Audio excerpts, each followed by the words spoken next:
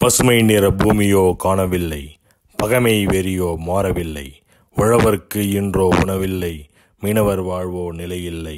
இது இந்தியாவின் கடைசி சாலை, இந்தியாஸ் லாஸ்ட் ரோடு எனப்படும் தனுஷ்கோடி பற்றிய கவிதை. 60 வருடங்களுக்கு முன் இந்திய நாட்டிற்கும் இலங்கை தீவிற்கும் ஒரு கடல் வழி போக்குவரத்து முனையமாக செயல்பட்டு வந்தது. சென்னை எழும்பூரில் இருந்து சென்ற போட் மெயில் அல்லது இந்தோ சிலோன் எக்ஸ்பிரஸ் ரயிலின் இந்திய எல்லையாக தனுஷ்கோடி இருந்தது.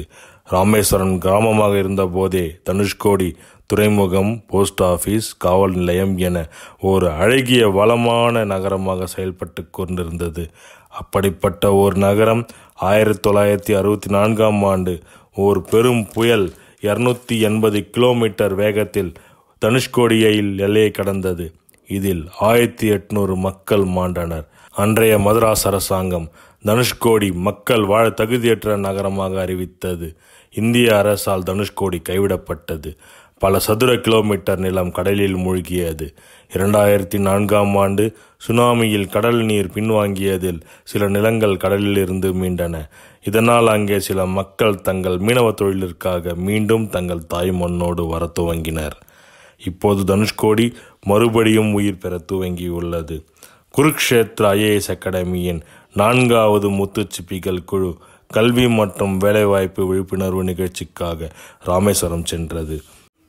அப்போது தனுஷ்கோடியில் ஒரு வறண்ட பூமியில் கருவேலம் காட்டுக்கிடையில் ஒரு தீவு போல ஒரு ஆரம்ப பள்ளிக்கூடம் இருந்தது. வறண்ட பாலைவனத்தில் ஒரு பாலைவன சோலையை கண்டது போல் மனிதன் வாழ தகுதியில்லாத ஒரு இடத்தில் ஆரம்ப பள்ளிக்கூடமா என ஆச்சரியமாக இருந்தது.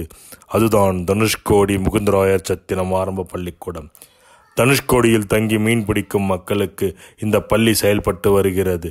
அந்த பள்ளியின் ஆசிரியர் திரு ராமசாமி அவர்கள் மீன்பிடி தொழிலில் இருக்கும் குழந்தைகளுக்கு கல்வியின் முக்கியத்துவத்தை உணர்த்தி பள்ளிக்கு வரவழைத்து பாடம் எடுக்கிறார். அங்கு இருக்கும் ஒரு குழந்தையின் கனவு ஒரு பென்சில் பாக்ஸ் வேண்டும் என்பதே.